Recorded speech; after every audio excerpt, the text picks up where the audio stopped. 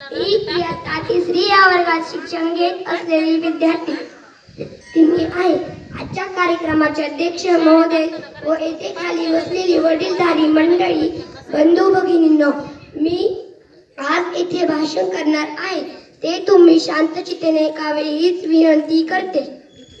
17 September म्हणजेच मराठवाडा मुक्ती संग्राम दिन सर्वप्रथम निजामशाहीच्या गुलामीतून मुक्त करण्यासाठी बलिदान दिलेल्या सर्व हुतात्म्यांना वंदन करून मी माझ्या भाषणास सुरुवात करते. निजाम राजाखोर निसर्गाशी आमची लढाई, क्रांतिकारी इतिहास अन पराक्रमी आमचा बाणा आणि पराक्रमी आमचा बाणा. क्रांतिकारांच्या मराठवाड्याचा आम्हाला सदैव अभिमान.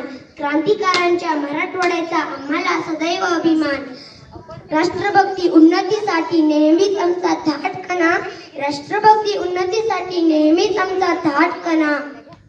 15 ऑगस्ट 1947 रोजी संपूर्ण भारतभर स्वातंत्र्याचा आनंद साजरा होत होता. पण त्यावेळी 565 संस्थांपैकी 3 संस्थाने पारतंत्र्यावर होती. ती 3 संस्थाने म्हणजे हैदराबाद संस्थान, काश्मीर संस्थान, जुनागड संस्थान. या संस्थानातील जनता अजून पण स्वातंत्र्याची स्वप्ने पाहत होती म्हणून म्हणावेसे वाटते. 15 ऑगस्ट 1947 दिवस सोनेरी पाहिला सर्वांनी. 15 ऑगस्ट 1947 दिवस सोनेरी पाहिला सर्वांनी. मराठवाड्याच्या जनतेच्या स्वातंत्र्याचा खंत अजून मनी. मराठवाड्याच्या जनतेच्या स्वातंत्र्याचा खंत अजून मनी. कधी संपेल माझी गुलामगिरी. कधी संपेल माझी गुलामगिरी. कधी संपेल माझा अत्याचार. कधी संपेल माझा अत्याचार. कधी संपेल माझे पारतंत्र्य.